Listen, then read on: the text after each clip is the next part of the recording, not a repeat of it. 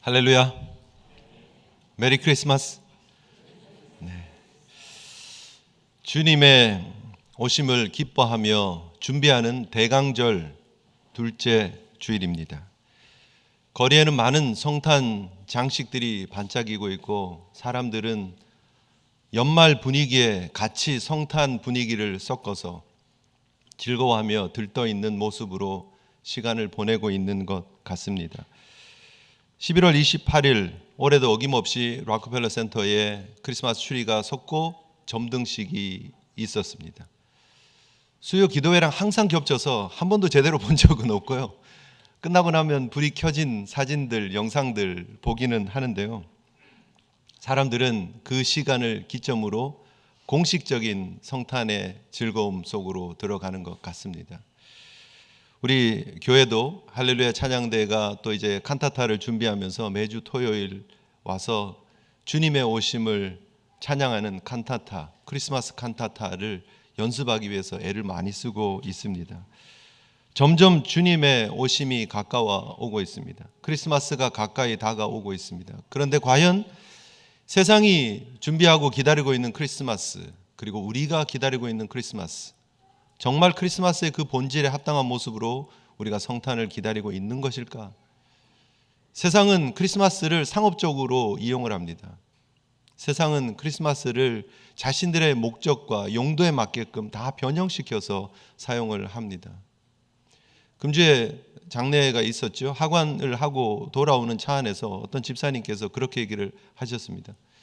올해는 크리스마스, 메리 크리스마스를 몇 번이나 들을까요? 라고 하는 얘기를 합니다. 세상이 점점 메리 크리스마스를 지워버리고 해피 할리데이즈로 바꿔가고 있는 시대를 살고 있다고 그 말씀을 집사님께서 하셨습니다. 그렇습니다. 사실이 그렇습니다. 종교적인 색채, 기독교적인 색채를 점점 지우고 크리스마스를 그냥 함께 즐기는 시간, 남친, 여친들이 함께 모여가지고 파티하고 즐기는 시간, 젊은 사람들이 선물을 주고받으면서 함께 시간을 보내는 시간, 또 한 해 여러 감사한 사람들 감사하며 감사를 표현하는 시간으로 크리스마스가 지켜지고 있지는 않는가. 세상은 그렇다 할지라도 적어도 우리의 크리스마스는 달라야 되지 않을까 하는 거죠. 적어도 우리 예수 믿는 사람의 크리스마스는 달라야 된다는 거죠. 여러분들은 이 성탄을 준비를 하면서 어떤 성탄을 기대하고 계십니까? 크리스마스를 통해서 여러분들이 무엇을 원하십니까? 머라이어 캐리가 부르는, 요즘 라디오를 들으니까 캐롤들이 많이 나오는데, 캐롤 중에 All I want for Christmas is you, baby. 엄청나게 나오더라고요, 보니까. 94년에 발매된 그 앨범이 진짜 전 세계적인 히트를 치고 있죠. 크리스마스 시즌만 되면 All I want for Christmas is you, baby예요. 그런데 그 you에 우리가 너무나 많은 것을 대입시켜도 전혀 이상하지 않는 All I want for Christmas is money. All I want for Christmas is fame. 성공, 건강, 우리 자녀 잘 되는 거, 거기에 다 모든 것들이 대입되고 있지 않는가 하는 거죠. 정말 우리가 크리스마스를 기다리면서 All I want for Christmas is you, Jesus. is you, Christ. 라고 할 수 있는 모습으로 정말 예수 그리스도에게 초점을 맞추고 우리를 위해서 오시는 구원자 예수 그리스도에게 초점을 맞추고 성탄을 기다리고 있는가. 너무나 안타깝게 울면 안 돼의 그 라직으로 우리 자신을 끌고 들어가고 있지 않느냐는 거예요. 울면 안 돼. 우는 아이에게는 산타가 선물을 안 주신대요. 그래서 선물 받기 위해서 울면 안 돼요. 착한 일 해야 돼요. 좋은 일 해야 돼요. 우리 기독교가 그렇게 변절되어지고 있지 않느냐는 거예요. 울면 안 돼요. 잘못된 일 하면 안 돼요. 교회 열심히 다녀야 돼요. 봉사 열심히 해야 돼요. 왜요? 하나님이 우리에게 선물 안 주실지 모르니까. 여러분, 우리 신앙의 본질이 어디에 있는지 제대로 생각해 보아야 되지 않느냐는 거예요. 우리 어린아이들이 울면 안 돼. 그럴 수 있죠. 왜요? 선물 받고 싶으니까. 성탄의 아침에 그들이 포장되어져 있는 자신들이 평소에 갖고 싶어 했던 플레이스테이션 4 받고 싶겠죠. 그런 게 쌓여있으면 얼마나 좋겠어요. 그러나 여러분, 우리도 똑같은 그런 라직으로, 그런 논리로 신앙생활을 하고 있으면 안 되지 않느냐 하는 거죠. 여러분, 우리 신앙의 본질이 과연 어디에 있습니까? 금주에 우리 고 김정자 집사님 장례 예배를 하면서 함께 하셨던 분들이 계시는데요. 우리 집사님께서 평소에 즐겨하셨던 말씀으로 로마서 14장 17절 18절의 말씀을 주셨어요. 사실 말씀을 가지고 제가 설교 준비를 하면서 참 많은 은혜가 되었습니다. 우리 집사님의 평소의 모습 이렇게 떠올리면서 이분이 정말 이 말씀을 붙잡고 평생을 이 길을 걸어가신 건가? 너무나 은혜가 되었습니다. 하나님의 나라는 먹는 것과 마시는 것이 아니요 오직 성령 안에 있는 의와 평강과 희락이라. 하나님의 나라를 꿈꾸면서 사셨구나. 의와 평강과 희락을 붙잡고 사셨구나. 이로 인해서 그리스도를 섬기는 자는 하나님을 기쁘게 하고 사람들로부터 칭찬받는구나. 하나님을 기쁘게 하는 본질을 충분히 이해하고 사셨던 분이 아닌가 생각할 때 너무나 은혜가 되었습니다. 하나님의 나라는 All I want for Christmas is 주급이 올라가는 것, All I want for Christmas is 매상에 올라가는 것, 좋은 차로 바꾸는 것, 큰 집으로 옮기는 것, 여러분 그것이 아니다라는 사실을 알고 진정한 하나님의 나라를 꿈꾸면서 예수 그리스도의 오심을 맞이하는 성도, 맞이하는 신앙, 그것이 진짜라는 거죠. 먹는 것, 마시는 것, 1차원적인 것에 빠져서 흔들리지 않는 신앙. 여러분, 우리가 성탄을 맞이하면서 과연 신앙의 목적이 무엇인가? 내가 포커스를 맞추고 지금 신앙생활하고 있는, 내가 포커스를 맞추고 걸어가고 있는, 심지어 좀 가까운 2018년 크리스마스를 놓고만 보더라도 내가 무엇을 목표로 성탄을 기다리고 있는가를 점검해 보아야 합니다. 신앙생활의 목적은요, 막연한 기대가 아닙니다. 신앙생활의 목적은 소원 성취가 아닙니다. 신앙생활의 목적은 더 나은 삶, 더 풍요로운 삶, 내가 원했던 것, 그래 드디어 이루었어가 아닙니다. 물론 그렇게 하나님 일하실 수 있습니다. 그런데 여러분, 우리 신앙생활의 목적은요, 사실은 하나님 나라에 있고 우리 신앙생활의 궁극적인 목적은 하나님의 영광에 있다는 사실이에요. 너무나 잘못되어진, 변절되어진, 왜곡되어진 복에 대한 기준을 붙잡고 우리가 신앙생활하고 있지 않는가. 교회 다니는 목적이 우리의 소원 성취고, 교회 다니는 목적이 꿈꾸었던 일들이 이루어지는 것이고, 우리가 교회 다니는 이유가 불가능했던 것들이 기적적으로 이루어지는 것에만 초점이 맞춰져 있지는 않는가. 물론 그렇게 하나님 일하실 수 있죠. 물론 그것이 하나님 영광 받는 일이라면, 그것이 하나님 나라가 확장되는 데 도움이 되는 일이라면 하나님 분명히 우리의 병을 치료하실 수도 있고 우리의 문제들을 해결해 주실 수도 있습니다. 그러나 그게 다가 아니라는 거예요. 여러분, 오늘 이 본문은 작년 2017년 설립 기념일 때 우리가 받았던 본문입니다. 그때 우리가 무엇을 생각했느냐? 결국 우리 하나님의 공동체의 특징이 무엇인가? 선택 공동체였다는 거예요. 하나님이 이 많은 사람들 가운데 우리를 택하여 주셨다. 창세전에 그리스도 안에서 우리를 택하셔서 그의 뜻 가운데 그리스도로 말미암아 하나님의 자녀가 되게 하는 축복을 주셨다. 그래서 우리는 복받은 선택 공동체다 말씀 받았습니다. 그리고 두 번째는 우리는 참 은혜 받은 은혜 공동체다. 왜? 그 긍휼에 풍성하신 하나님이 우리를 허물에서 건져주셨기 때문에. 그래서 우리는 은혜 공동체다. 그리고 우리가 하나 되어지는 하나 공동체다. 운명 공동체다 하는 말씀 받았고요. 그리고 우리가 사명을 위해서 나아가는 사명 공동체다 하는 말씀을 받았습니다. 전혀 처음 받는 듯한 13개월밖에 안 됐습니다. 뭐라고요?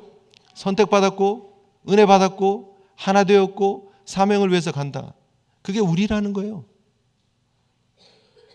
그런데 여러분, 정말 그 우리의 모습이 드러나고 있는가에 대한 도전이에요. 오늘은 진짜 그런가?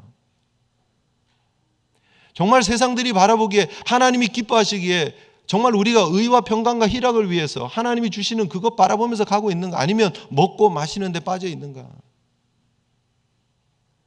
성탄의 본질은 우리를 하나님의 자녀로 삼기 위함입니다. 우리를 하나님 나라로 초대하기 위함입니다. 우리를 하나님의 영광을 위한 도구로 쓰시기 위함입니다. 그것이 진짜 우리를 부르신 목적이다라는 거예요. 저희 교회 임시 당회장으로 잠깐 계셨던 김진규 목사님, 기억하시는지 모르겠습니다. 지금 한국의 백석대학교 교수로 나가 계십니다. 그 김진규 교수님께서 쓰신 글 중에 이런 글이 있습니다.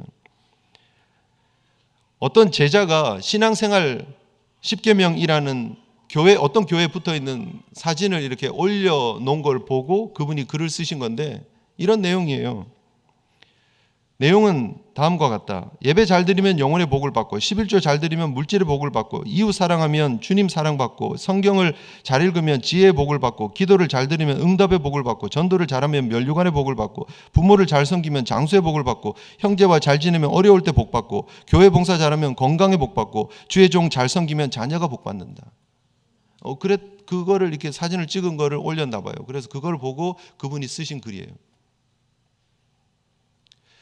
다 틀린 얘기는 아니에요. 그렇죠? 비슷하게 맞아요. 예배 잘 드리고 건강한 물질관을 가지고 있고 이웃 사랑하고 성경 잘 읽고 기도 잘하고 전도 잘하고 부모 잘 섬기고 형제와 잘 지내고 교회 봉사하고 주의 종을 잘 섬기고 뭐가 문제겠습니까? 그렇게 하면 좋지요. 그런데 그렇게 하는 목적이 뭐냐는 거예요. 아까도 제가 말씀드렸습니다.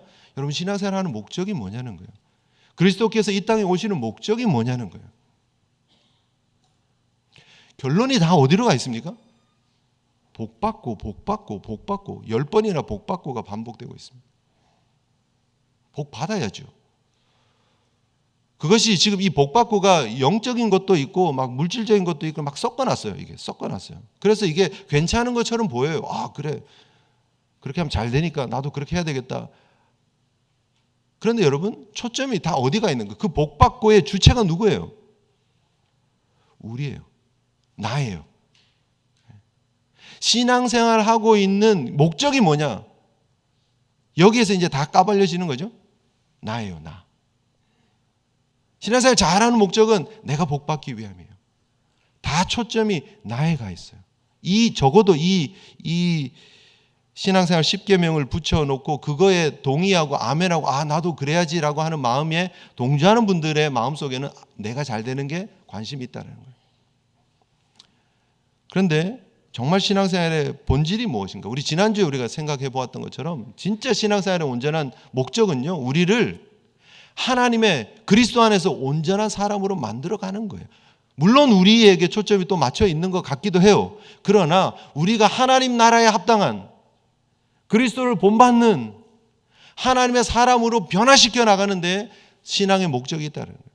때로는 그 일을 위해서 하나님께서 채찍을 드실 수도 있고 시험이라는 방법을 동원하실 수도 있고 좁은 길이라고 하는 방법을 사용하실 수도 있지만 그러나 그 길이 하나님의 사람을 온전하게 하는 뼈가 빠져있는 제대로 제자리를 지키지 못하는 사람들을 온전하게 제자리 지켜나가는 사람으로 만들어가는 목적이다라는 거예요. 결국 이 에베소서에서 지금 우리가 보고 있는 4장 후반절 5장 6장을 통해서 우리에게 원하는 게 결국은 뭐냐? 우리는 하나님의 이미테이터가 되어지는 거예요. 하나님을 본받는 하나님의 온전하심을 따라가는 성도가 되는 것이 이 에베소 교회를 향한 사도 바울의 하나님의 말씀의 초점이에요. 포커스가 거기에 가 있어요. 신앙생활하고 있는 목적이 뭐냐? 에베소 교인들을 막 이렇게 흔들어서 제대로 너희들이 이렇게 은혜 가운데 선택받았고 은혜를 받았고 그래서 운명적으로 하나 되어지고 있고 이제 사명의 길을 걸어가야 되는데 그 목적이 뭐냐는 거예요. 하나님을 본받는 자가 되기 위해서. Be imitators of God. 하나님을 본받는 사람이 되기 위해서가 초점이에요. 목적이에요. 우리 신앙생활의 목적이 뭐냐? 하나님을 본받는 사람이 되는 거예요. 하나님의 형상을 드러내는 하나님의 향기를 드러내는 예수 그리스도의 흔적이 나타나는 예수 그리스도의 향기가 드러나는 그 삶을 살아가는 것 바로 그것이 신앙의 목적이다라는 사실입니다. 그래서 여러분 우리가 이 성탄을 준비하면서 우리를 그리스도 안에서 교회로 불러주신 그 하나님 앞에 바르게 신앙생활하는 우리 개인 한 사람 한 사람의 건강이 교회의 건강과 직결되어진다.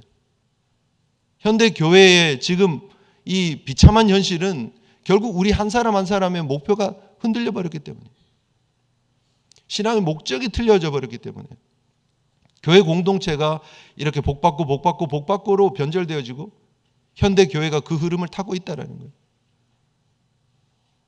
궁극적인 하나님의 복은 하나님 나라의 복이에요. 내세의 복이에요. 영원한 나라의 복이에요. 잠시 눈에 보이다가 사라지는 이 땅이 아니라 영원한 나라를 꿈꾸는 거예요. 그래서 여러분, 오늘 다시 한번 사도 바울이 우리에게 주고 있는 권면에 귀를 기울이는 저와 여러분 되었으면 좋겠습니다. 오늘 본문에 17절에 뭐라고 얘기를 하느냐면, 그러므로 내가 이것을 말하며 주 안에서 증언하노니 라고 말하고 있습니다. 사도 바울이 에베소 교회를 향해서 증언한대요. 증언. 무슨 표현입니까? 증언한다는 게 어디서 쓰이는 표현이에요? 법정에서 쓰는 용어예요. 법정에서. 사도 바울이 지금 에베소 교회를 향해서 막 뜨거운 감정을 가지고 자기의 생각을 집어넣어서 하고 있는 게 아니고요. 저도 지금 오늘 그러기를 원해요. 사실 여러분들을 향해서 증언하기를 원합니다. 제가 그래서 지금 최대한 막 감정을 누그러뜨리고 감정적이지 않으려고 해요. 팩트를, 사실을 그대로 전하고 싶어요. 신앙생활하고 있는 목적이 뭐냐? 에베소 교회를 향해서 사도 바울이 지금 내가 이렇게 담담하게 사실을 전합니다. 예, 아니요만 말하고 있는, 사실을 사실대로 말하는 증인처럼 지금 그 말을 전하고 있다는 거예요. 에베소라는 지역이 어떤 지역입니까? 3년여 사도 바울이 사역을 했던, 사도 바울의 마음이 정말 많이 가 있는 교회입니다. 에베소라는 도시는 엄청난 큰 로마의 정말 탁월한 손에 꼽히는 도시입니다. 정치적으로, 경제적으로, 문화적으로, 교통적으로 중심지였습니다. 정말 큰 광장이 있고 큰 극장들이 있고 수많은 사람들이 정말 로마의 그 첨단 문명을 즐기고 큰 도서관이 있던 그런 도시입니다. 그런데 여러분, 그 엄청난 이 에베소 도시 그 앞에 뭐가 있느냐면 세계 7대 불가사라고 불려지는 아데미 신전이 있었습니다. 아데미 신전. 길이가 128m, 폭이 66m. 엄청난 127개의 기둥이 이렇게 쫙 세워져 있는 그런 그레코 로만 형식의 그 화려한 신전이 만들어져 있습니다. 그리고 거기 아데미 신상이 있습니다. 그 아데미는 풍요를 나타내는 여신입니다. 가슴이 24개가 달려 있습니다. 황소가 이렇게 아래에 이렇게 다 새겨져 있습니다. 전체적으로. 5월이 되면 아데미 여신에게 축제가 벌어지는데 그 아데미 여신을 섬기는 사제들, 여자 사제들 24명이 쫙 신상을 따라갑니다. 그리고 그 뒤에 고환을 제거한 남자 사제들이 24명이 쭉 따라갑니다. 그리고 그 행진 끝열에 그 황소의 고환을 24마리의 황소를 제거를 해서 아데미 그 신상을 향해서 던지면서 축제가 절정을 향해서 달려갑니다. 징그럽지 않습니까? 추악하지 않습니까? 그런데 그 모습이 풍요를 추구했던 그 당시의 사람들의 모습이라는 거예요. 에베소라고 하는 화려한 풍요로운 도시, 교역이 이루어지고 물질이 풍부하고 그리고 음란한 도시, 그 도시에 사람들이 추구했던 것은 풍요였어요. 성공이었어요. 넉넉함이었어요. 어떻게 보면 그것이 오늘날 우리의 모습은 아닐까? 되게 징그럽고 되게 추악해 보이는 그 행렬의 모습이 우리가 추구하고 있는 삶의 모습은 아닐까? 징그럽기도 하고 말도 안 되는 것 같지만 그러나 잘 먹고 잘 살기만 한다면 어디에 가서든지 열광하고 있는 그런 우리의 모습들, 현대인들의 모습이 거기 그대로 담겨져 있지는 않는가? 예수를 믿는다면서 신앙생활을 하고 있다라고 하면서 아데미를 섬겼던 그 우상 숭배를 했던 그 자리에 다시 돌아가고 가버린 그리스도인들, 양다리를 걸치고 있는 그 그리스도인들에게 주고 있는 메시지입니다. 사도 바울이 담담하게 증언하고 있는 내용입니다. 오늘 우리의 모습들을 돌아보면서 과연 우리는 어떠냐는 거예요. 에베소 교인들이 그렇게 예수 그리스도를 받아들였고 구원받은 하나님의 백성이 되었고 그리스도의 몸된 교회의 멤버들이 되었지만 선택받고 은혜받고 하나 되고 사명을 가진 공동체였지만 그러나 그들이 과거의 모습으로 머물러 있었다라는 거예요. 너무 안타까운 모습으로. 에베소 도시의 그 화려함에 취해 있고 그 풍요로움에 취해 가지고 교회는 다니는데 여전히 아직도 옛 자아가 그대로예요. 그래서 오늘 이런 권면을 사도 바울이 에베소 교회를 향해서 하고 있는 거예요. 우리가 성탄을 준비하면서 우리의 모습은 과연 어떤가 돌아봐야 된다라는 것이죠. 그러므로 권면하고 있는 것이 무엇입니까? 너희들이 그렇게 양다리 걸치고 있는 그것이 오늘 성경은 허망한 것이다 라고 얘기를 합니다. 허망하다. 허망하다라는 거예요. 허망하다는 게 뭡니까? 아무런 목적도 없고 아무런 결과도 없고 무가치하고 열매가 없다라는 거예요. 그냥 비어있다라는 거예요. 표현 자체는. 실제로 여러분, 그들이 아데미 신상을 막 추구하고 쫓아가고 사제들을 쫓아가고 막 축제가 절정에 올라가고 하지만 그들이 추구하고 있는 것이 그들에게 진정한 만족을 줄 수 있습니까? 안 된다는 거예요. 오늘날 우리도 그렇지 않습니까? 우리가 어느 정도 되면 만족할까요? 주급이 어느 정도 올라가고 매상이 어느 정도 올라가고 어느 정도 큰 집을 가면 어느 정도 좋은 차를 타면 만족할까요? 우리 자녀들이 어느 정도 잘 되면 이 정도면 되었다 할까요? 왜 그게 허망한 것이 될 수밖에 없느냐 하면 끝이 없기 때문이에요. 실체가 없기 때문이에요. 부자가 된다라는 실체가 어디 있어요? 우리가 살고 있는 이 삶의 수준이면요, 세계의 탑 1%, 2%, 3% 안에 드는 삶이에요. 우리가 전 세계에 100명 중에 1명, 2명, 3명 되는 그 자리, 꿈꾸는 자리에 우리가 다 있다니까요, 지금. 그런데 우리는 또 더 많은 것을 요구하고 있잖아요. 조금 더 나은 것을 가지면. 그래서 이게 허망한 거라는 거예요. 사도 바울이 말하는 게 이게 허망한 이방인들이 추구하는 것들 쫓아가지 마라. 왜요?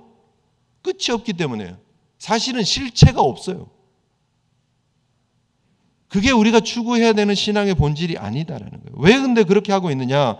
18절 이하에 보면 총명이 어두워졌기 때문에, 무지하기 때문에, 그들의 마음이 굳어졌기 때문에, 하나님의 생명에서 떠나 있기 때문에 그들은 죽을 수밖에 없는 존재예요. 하나님의 생명이 없는 존재예요. 그들이 살았으나 살았다고 말할 수 없는 존재들이에요. 19절에 말하는 것처럼 그들이 감각 없는 자예요. 방탕에 방임한, 방탕에 그냥 자기 자신을 내어준 존재들이에요. 제대로 보지도 못하고 제대로 판단도 못해요. 그들이 지금 하고 있는 움직임은 다 뭐냐 하면 연체동물이 촉수를 움직이면서 움직이고 있는 모습들하고 똑같다는 거예요. 이방의 모습이 그래요. 어디에 나에게 이익이 있을까? 촉수를 움직이면서 이리 움직여보고 저리 움직여보고 나에게 이익이 되는 부분을 향해서 그냥 가는 거예요. 왜요? 감각이 없으니까. 잘 판단하지 못하니까, 모르니까. 여러분, 세상에 움직이는 모습을 보면서 와, 부러워하고 그래서는 안 된다는 거예요. 오늘 성경이 말하고 있는 게 그것이 감각 없는 모습이고 그것이 욕심에 자기 자신을 내어놓는 모습이에요. 본능에 그냥 자기 자신을 내어놓는 거예요. 그냥 본능대로 움직이는 거예요.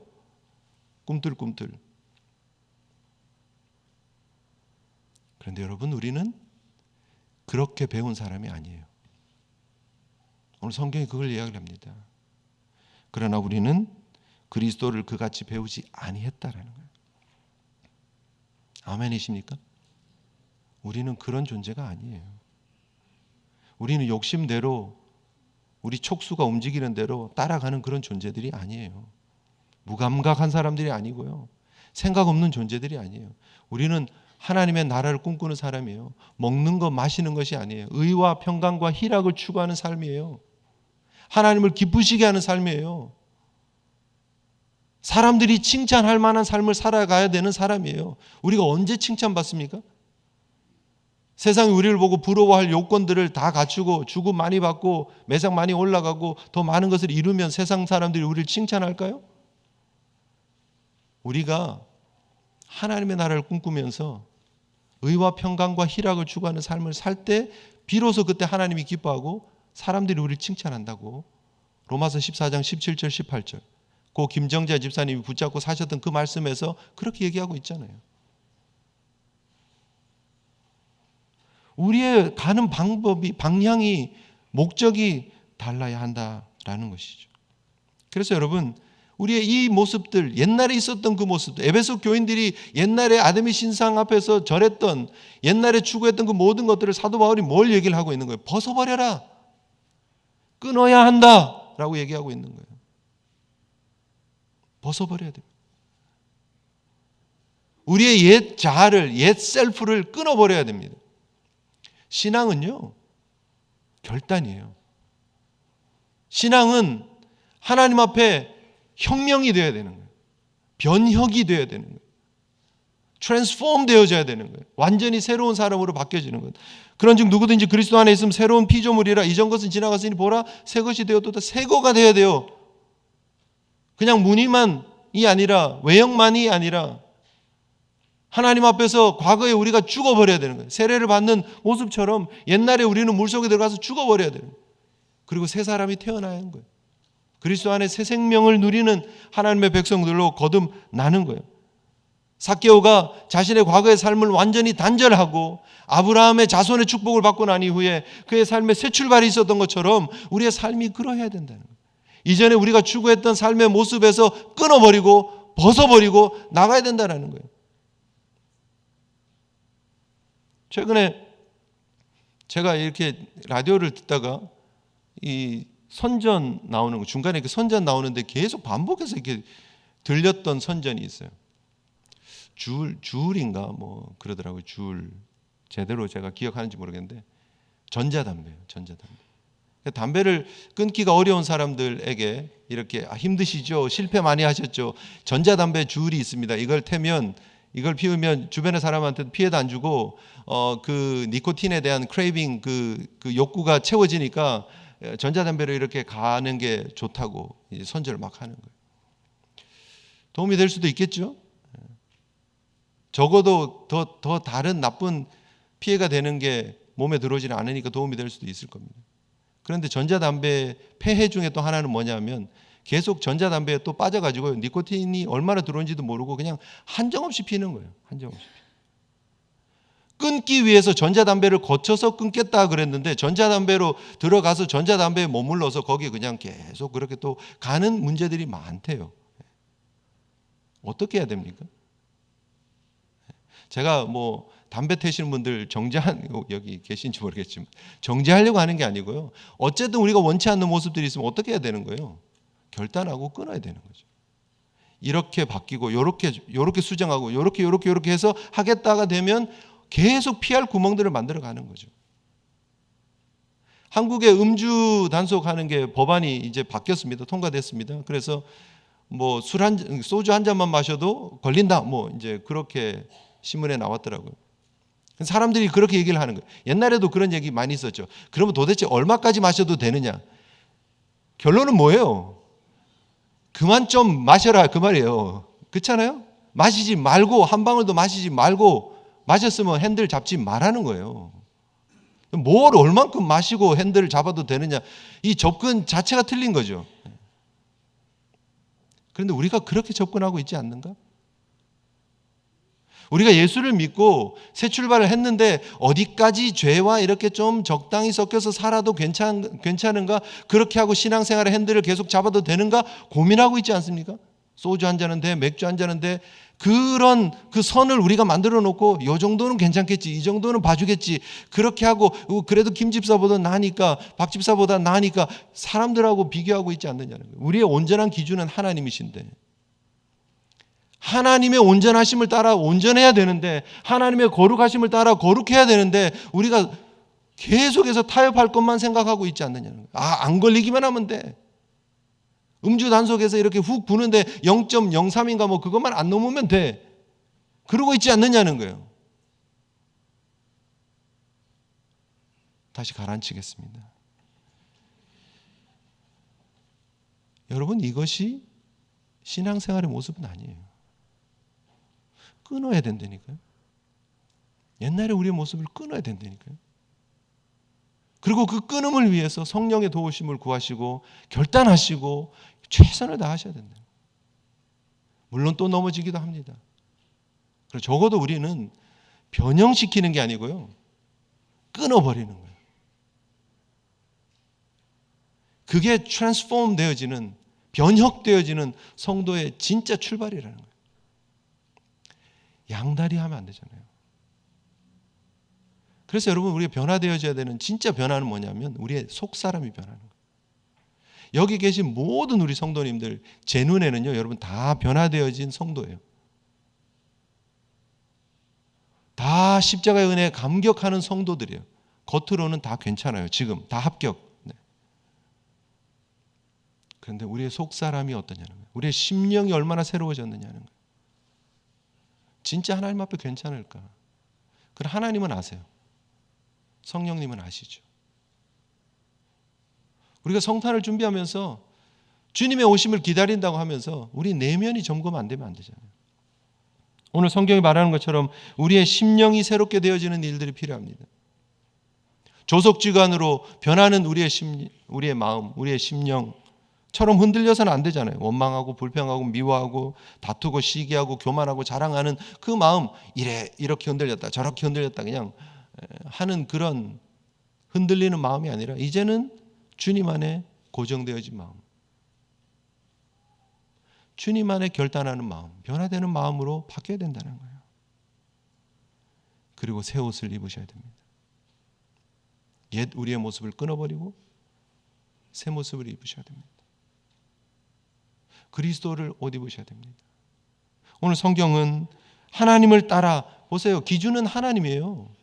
하나님을 따라해요. 하나님이 우리의 기준이니까 그분을 따라서예요. 의와 진리의 거룩함을 지으심을 받은 새 사람을 입어야 돼요. 조금씩 우리의 모습을 성령 수술하는 거 말고요. 옛날에 우리는 죽어버리고 우리 새 사람이 태어나는 거예요. 바뀌어지는 거예요. 구원받은 하나님의 백성으로 이제 어둠의 일을 끊어버리셔야 됩니다. 그리고 하나님의 사람으로 하나님이 원하시는 열매를 맺어가셔야 됩니다. 우리 자신을 돌아보는 시간 되어야 됩니다. 성탄이 점점 다가오고 있습니다. 주님 매년 우리가 성탄을 지내면서 주님의 오심을 생각하는데 주님이 오셔서 우리에게 새 생명 주신 그 은혜를 감사하면서도 다시 원위치 되어져 버리고 또 원위치 되어져 버리면 주님을 옷 입지 못하고 계속해서 옛날 옷 계속 입고 있으면 우리에게 주어진 정결한 예복을 입지 않고 계속해서 옛날 옷 입고 아직도 진흙탕 속에서 뒹굴고 있으면 어떻게 하냐는 거죠. 그렇게 되면 주님이 이 땅에 오셔서 하신 그 모든 사역의 의미가 퇴색되잖아요. 그러면 주님이 매일매일 또 오셔야 되잖아요. 십자가를 또 지셔야 되잖아요.